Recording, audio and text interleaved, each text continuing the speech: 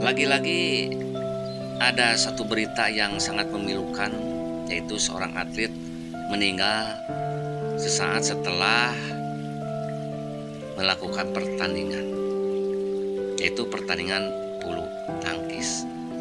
Sebenarnya sebelum-belumnya banyak sekali kejadian atlet yang meninggal karena kecelakaan di lapangan.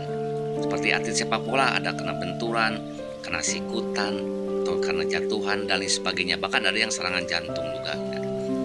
Nah, kemudian juga ada kejadian alam seperti atlet sepak bola meninggal karena alam. Seperti apa? Tersambar petir. Misalkan itu kan di luar prediksi ya. Tapi sebenarnya itu juga bisa dihindari seandainya saat hujan turun ya main sepak bolanya dihentikan.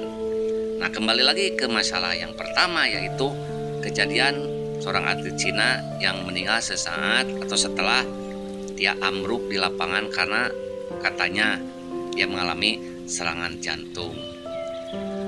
Saya cuma baca di komen-komen para netizen yang banyak sekali menyalahkan tim medis, menyalahkan panitia, ataupun menyalahkan orang-orang di sekitar lapangan, begitulah ya. Sebenarnya ini nggak mudah juga ya, karena ada aturan-aturan yang ditentukan oleh Federasi Bulu Tangkis Internasional ya.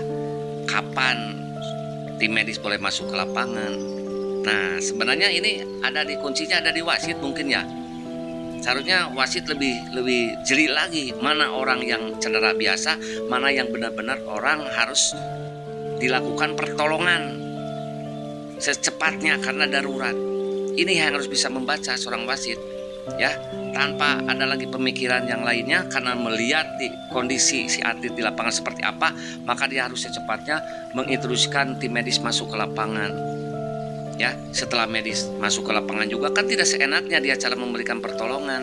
Harus bagaimana, ada tahapannya, ada SOP-nya. Karena salah-salah dalam menangani ya atlet yang cedera ataupun atlet yang mengalami hal semacam itu malah bisa jadi blunder. Ya, mau menolong malah mempercepat apa? Mempercepat kecelakaannya lebih parah kan gitu. Ya.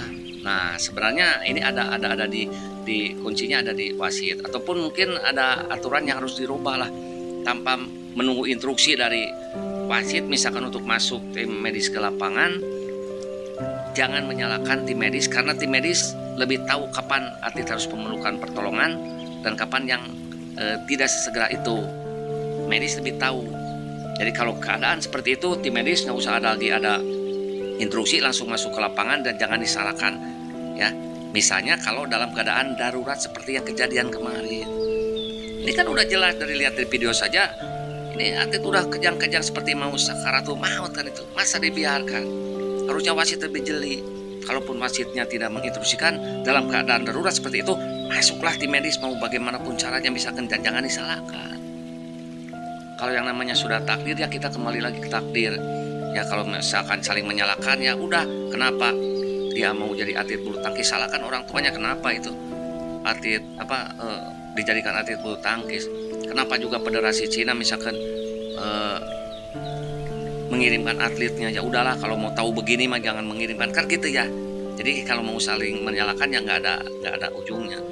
Jadi menurut saya rubahlah aturan regulasi yang diterapkan atau yang dibuatkan di panduan aturan Federasi Internasionalnya untuk membolehkan dalam keadaan darurat tanpa menunggu instruksi dari pelaku panitia atau dari pertandingan, terutama wasit, membolehkan tim medis masuk, karena tim medis yang lebih tahu mana ini orang yang perlu pertolongan cepatnya dan mana yang harus dilakukan pertolongan tidak secepatnya. Gitulah kira-kira ya.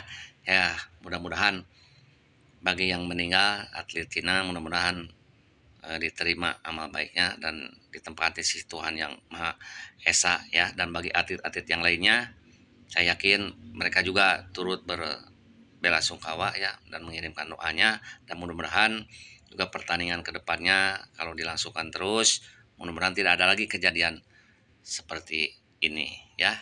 Itu saja bro, yuk bye bye.